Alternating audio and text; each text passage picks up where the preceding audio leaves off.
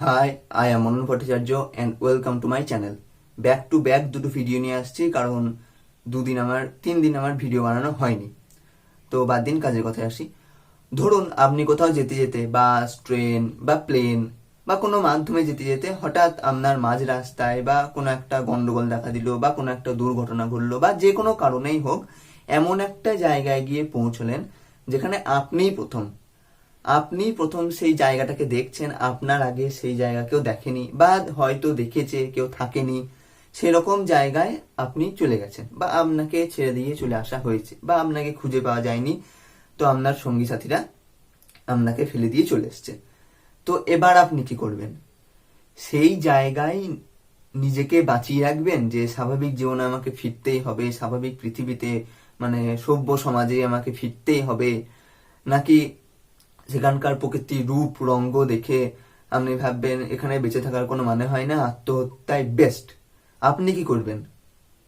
তো এইভাবেই সার্ভাইভাল ফিল্মগুলো তৈরি হয়। দেখুন, হলিউডে কিন্তু অনেক সার্ভাইভাল ফিল্ম তৈরি হয়, আমাদের ইন্ডিয়াতে সার্ভাইভাল ফিল্ম তৈরি হয় না বললেই চলে।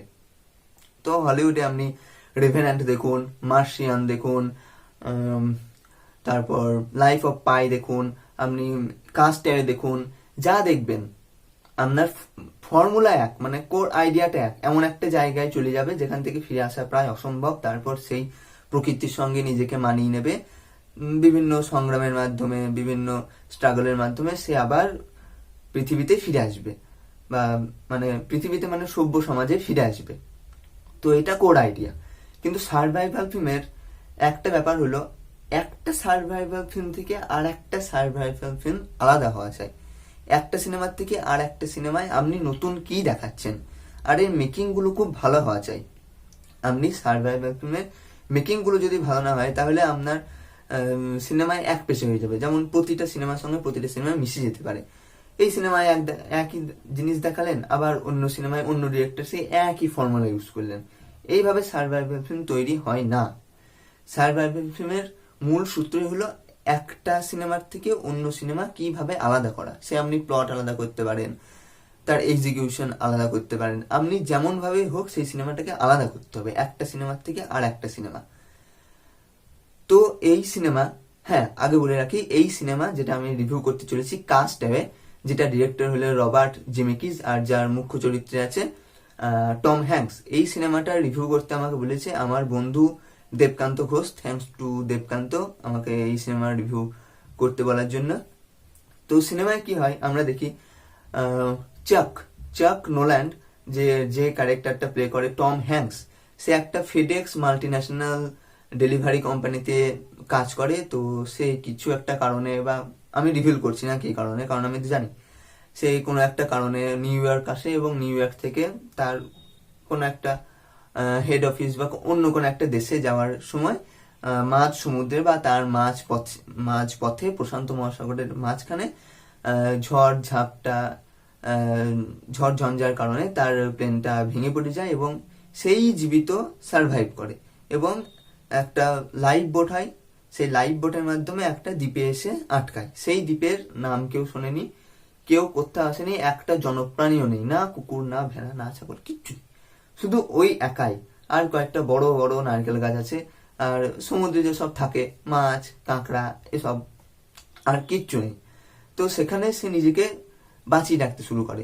প্রথমে সে একটা লাইট দেখে রাতের বেলায়, সেই যে লাইফ বোটটা আছে সেই লাইফ বোটটা একটা দিক ফুটে যায়। তো সেই লাইফ বোটটা বিভিন্ন ছোট করে বেঁধে টেঁধে আবার একটা লাঠি দিয়ে সেই সমুদ্রে চলে যায় এবং লাইটটাকে ধরতে যায়। কিন্তু তার আত্মবিশ্বাস হয় না, তার নিজের ওপর বিশ্বাস করতে পারে না, সে নিজের ওপর বিশ্বাসই করতে পারে না যে সে পারবে, কারণ বড় বড় ঢেউগুলো দেখে সে ঘাবড়ে যায়। তো সে আবার তীরে ফিরে আসে, সেখান থেকে তার জীবন যুদ্ধ শুরু হয়। বিভিন্ন যেসব প্লেনে যেসব ডেলিভারির বাক্সগুলো ছিল, সেই বাক্সগুলো সে জোগাড় করতে থাকে, বাক্সগুলো খুলে খুলে দেখতে থাকে, কিছু কিছু কাজে লাগবে কি লাগবে না, বিভিন্ন মজার একটা সিন আছে সেখানে। তো একটা বাক্স সে রেখে দেয়, মানে তার বিশ্বাস ছিল যে আমি কখনো হয়তো স্বাভাবিক জীবনে ফিরে যেতে পারবো, তো তখন এই বাক্সটা আমি দেবো। তা ওর সঙ্গে ওর একটা প্রেমিকা, ওর যে মানে ও একটা লং টাইম রিলেশনশিপে ছিল, মানে হ্যাঁ ছিল একটা মেয়ের সঙ্গে। সেই মেয়েটা তাকে একটা খানদানি ঘড়ি দেয় এবং ঘড়ির ওপরে মানে ঘড়িটা ঢাকনা লাগানো, ঢাকনাটা ওঠায়, এদিকে ঘড়ি আর ওপরের দিকে ওর প্রেমিকার ছবি, সেটা শুধু তার কাছে থাকে। তো তারপরে সেটা দেখেও বসে বসে। একদিন হঠাৎ একটা পাহাড়ে, ওটা পাহাড় আর বিভিন্ন নারকেল গাছ দিয়ে ঘেরা একটা দ্বীপ, ছোট দ্বীপ। পাহাড়ে উঠে পাহাড় থেকে দেখতে পাই যে একটা পাইলট ভাসছে, মানে প্লেনটা তো ক্র্যাশ করে। পাইলট 3জন পাইলট ছিল, একজন তো প্লেনেই দেহত্যাগ করে, আর 2জনের খোঁজ মেলে না। তার মধ্যে একজন পুরো জলে ডুবে যায়, তাকে টেনে আনে, তাকে সেখানে কবর দেয়। তারপর তার জীবন সংগ্রাম শুরু হয়। কিভাবে, এখানে বলে রাখি, একটা ডেলিভারির বাক্স ছিল তার কাছে, যে বাক্সতে একটা বল ছিল। সে কি করে, মানে চাক আগুন জ্বালাবার চেষ্টা করে, একটা কাঠ দিয়ে আর একটা কাঠে আগুন জ্বালাবার চেষ্টা করে। তো আগুন জ্বালাতে জ্বালাতে তার হাতটা কেটে যায়। হাত কেটে যাওয়াতে সে সব রাগে ছুঁড়ে ফেলতে থাকে। যে সাদা বলটা ছিল ভলিবল, একজনের বার্থডেতে দেওয়ার কথা, তার দাদু তার নাতিকে পাঠাচ্ছে, তো আর যেতে পারেনি। ভলিবলটাই বা ফুটবলটাই বা যে কোনো একটা বল হোক, এত বড় একটা বল, সেই বলটাও ছুঁড়ে ফেলে দেয়। সেই বলটাতে তার হাতের রক্তর ছাপ লেগে যায় এরকম ভাবে। সে সেই ছাপে চোখ করে, নাক করে, মুখ করে এবং সে তার সঙ্গে কথা বলে। তো এইভাবে সিনেমাটা এগিয়ে যেতে থাকে। তারপর বিভিন্ন টুইস্ট অ্যান্ড টার্নস এর পরে, বিভিন্ন সংগ্রামের পরে সে আবার স্বাভাবিক জীবন যুদ্ধে ফিরে আসে। তো সিনেমাটা আমি এই পর্যন্তই বললাম, সিনেমার গল্পটা। আপনারা সিনেমাটা দেখুন, দিয়ে আমাকে জানান। এবার দেখুন, আমরা তো মানুষ, আমাদের তো কথা বলা দরকার। আমরা একমাত্র আমাদেরই ভাষা আছে, আর কিন্তু কোনো প্রাণীদের ভাষা নেই। তো আমরা যেহেতু কথা বলতে পারি, সেহেতু আমরা কথা না বলে থাকতে পারবো না। আমাদের একজন কথা বলার সঙ্গী দরকার। ওই সারা দ্বীপে কেউ কথা বলার সঙ্গী নেই চাকের। তো সে কি করে, ওই ফুটবলটায় চোখ, নাক, মুখ আঁকে এবং তার সঙ্গে কথা বলে। তার নাম দেয় উইলসন। উইলসন যে নাতিটাকে পাঠাবার কথা ছিল ওই বলটা, তার নাম উইলসন। সে সেই বলটার সঙ্গে কথা বলে, সেটার সঙ্গে কথা বলে, ঘুরে বেড়ায়, যেখানে যায় সেটাকে নিয়ে যায়, মানে সেটাকেও মানুষের মতন ট্রিট করে। আমরা মানুষ, আমরা কথা না বলে থাকতে পারি না। তো সে সেটার সঙ্গে কথা বলে, সেটার সঙ্গে ইন্টারাক্ট করে, যাতে ভাষাটাও সে আয়ত্তে থাকে, তার ভাষাটাও আয়ত্তে থাকে, সে ভাষাটা যেন না ভুলে যায়, আর সে যেন নিজেকে ব্যস্ত রাখতে পারে কথা বলাতে। অন্য প্রাণীগুলি তো চুপচুপ থাকে, ওদের তো কোনো ভাষাই নেই। যেহেতু আমাদের ভাষা আছে, আমাদের কথা বলা দরকার, একটা মানুষ দরকার, মানুষ নেই, তাই তার বিকল্প বল। এইভাবে সিনেমার মেকিংটা করা হয়েছে। এবার সার্ভাইভাল ফিল্মে কি হয়, প্রথমে কিছুটা দেখানো হয়, প্রথমে গিয়ে কিভাবে হারালো, তারপরে কিভাবে মানিয়ে নিচ্ছে দেখানো হয়। তারপরে শেষের কিছু আগে বা ইন্টারমিশনের পরে কিছুটা সময় কাট করা হয়। 8 মাস, 4 মাস, য মাসই থাকুক তত মাস কাট করা হয়। তারপরে তার বডি ট্রান্সফরমেশন দেখানো হয়। খেতে পায় না, লিমিটেড খাবার, তো হিস্টুপুষ্টু চেহারা থেকে পাতলা ফিনফিনে চেহারা হয়ে যায়। সব ফিল্মে, বেশিরভাগ সার্ভাইভাল ফিল্মে আপনি এই ফর্মুলা দেখতে পাবেন। প্রথমে কিছুটা দেখাবে সার্ভাইভ করাটাকে, তারপরে কাট করে দেবে, এবং কাটের পরে মানে কিছু সময় কাট করে দেবে, কাটের পরে আপনার ট্রান্সফরমেশন দেখা যাবে বডিতে, কিভাবে সে সেখানে মানিয়ে নিয়েছে, কিভাবে সে সেখানে থাকে। তো এই সিনেমায় টম হ্যাঙ্কস বা চাক কি করে, একটা গুহা আছে, গুহা থেকে সূর্যের লাইট আসে। ও কি করে, পাথরে পাথরে এঁকে রাখে, জানুয়ারি, ফেব্রুয়ারি, মার্চ, এপ্রিল, সূর্যের লাইট এইভাবে এইভাবে যায়, দক্ষিণায়ন উত্তরায়ণ এইভাবে এইভাবে যায়। তো সেইভাবে সে সময়টাকে বোঝে। তারপর সে হাওয়ার দিক, মানে সমুদ্র থেকে এইভাবে হাওয়া আসছে কি ওইভাবে হাওয়া আসছে, সমুদ্রের দিক থেকে হাওয়া আসছে নাকি স্থল থেকে সমুদ্রের দিকে হাওয়া যাচ্ছে, সে সেসব প্রেডিক্ট করে এবং কোনোভাবে হোক সে স্বাভাবিক জীবন যুদ্ধে ফিরে যায়। সিনেমার স্ক্রিন প্লে খুব ভালো, স্ক্রিপ্টও খুব ভালো, গল্প ভালো, সিনেমাটোগ্রাফি অসাধারণ কাজ করেছে, এডিটিংও ভালো, এডিটিং নিঃসন্দেহে ভালো। দেখুন আজকালকার অডিয়েন্সরা সবকিছু বুঝে গিয়েছে, তো আমাদের দরকার নেই সবকিছু বোঝানোর। তো এই সিনেমায় এমন ভাবে দেখানো হয়েছে যে আপনাকে বুঝে নিতে হবে যে এরপরে এইটা হয়েছে, এরপরে এইটা হয়েছে। প্লেনের একটা সিন আছে যেখানে চাক ওর বাঁ হাতের টেপটা খুলতে গিয়ে হঠাৎ করেই প্লেনের কিছু একটা গন্ডগোল দেখা যায়, আর টম হ্যাঙ্কস বা চাক কোন একটা ধরে উঠতে থাকে। এরকম কন্টিনিউটি নেই, কিন্তু কন্টিনিউটি আছে সিনেমাটায়। মানে আমরা আমাদেরকে সবকিছু বুঝিয়ে দেওয়া হচ্ছে, কিন্তু আমাদের চোখের সামনে যে দেখিয়ে দেওয়া হচ্ছে না, অ আ ক খ এ বি সি ডি, এটার পর এটা, এটার পর ওটা, এটার পর ওটা, এরকম হলো সেটা বুঝিয়ে দেওয়া হচ্ছে না। তো কিছু কিছু কাট কাট করে দেখানো হচ্ছে, তো আমরা কিন্তু বুঝে যাই যে এরপর এইটা, এরপর এইটা, আমরা নিজেরাই প্রেডিক্ট করে নেই।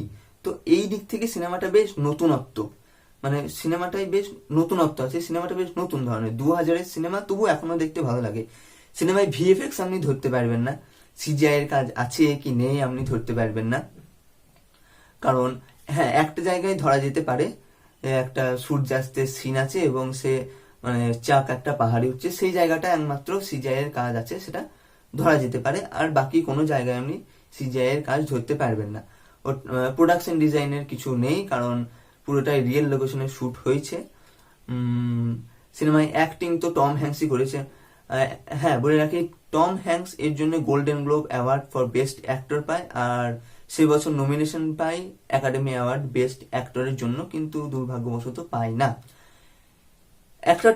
একটা মেন পয়েন্ট আছে সিনেমায়, যে সিনেমাতে কোনো ব্যাকগ্রাউন্ড মিউজিক নেই, মানে প্রথম 1 ঘন্টা 30 পর্যন্ত কোনো ব্যাকগ্রাউন্ড স্কোর নেই, শুধু সাউন্ড এফেক্ট দিয়ে চালানো হয়েছে, একটু ব্যাকগ্রাউন্ড স্কোর নেই। প্রথম ব্যাকগ্রাউন্ড স্কোর শুরু হয় যখন চাক দ্বীপ থেকে বেরিয়ে চলে আসবে, তখন একটা আশার ব্যাকগ্রাউন্ড তৈরি হয়, মানে যে আমার মধ্যে আশা জাগছে যে আমি যেতে পারবো।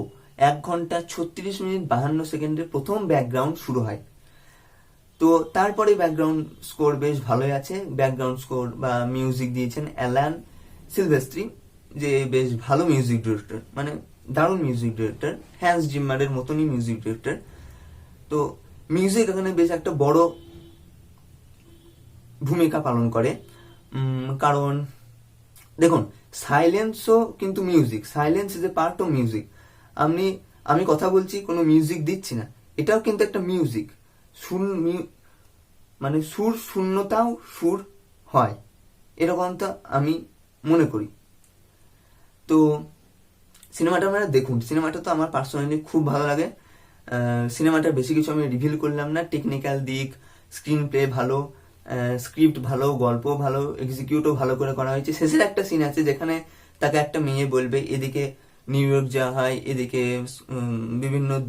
বিভিন্ন দেশ যাওয়া হয়, তো সে সেই মাঝ রাস্তায় দাঁড়িয়ে থাকে, তারপর সে দিক ঠিক করুক সে কোন দিকে যাবে। আর সার্ভাইভাল ফিল্মের মূল মন্ত্র কি জানেন? মূল মন্ত্র হলো এটাই, যে আপনি যত কঠিন পরিস্থিতিতেই পড়ুন না কেন, আপনি যেন হার না মানেন। আত্মহত্যা কোনো সমস্যার সমাধান হতে পারে না। সমস্যা যখন আছে, সমাধানও তার আছে। সে 6 মাস পরে হোক, 1 বছর পরে হোক, 1.5 বছর পরে হোক, 10 বছর পরে হোক, সমাধান কিন্তু হবেই হবে সেই সমস্যা। তো সমস্যায় পড়ে গেলাম, প্রচন্ড ডিপ্রেশন, আমার সঙ্গে কথা বলার কেউ নেই, আমার দুঃখ কেউ বোঝে না, যখনই আপনার আত্মহত্যা করতে, নিজেকে সঁপে দিতে, নিজেকে মারতে মনে হবে, তখনই আপনার সার্ভাইভাল ফিল্ম আপনার রক্ষক হয়ে দাঁড়াবে। সার্ভাইভাল ফিল্ম দেখুন আপনি, যখনই আপনার মনে হবে আমার মরা বেস্ট, আমার আত্মহত্যা বেস্ট, তখন আপনি সার্ভাইভাল ফিল্ম দেখুন।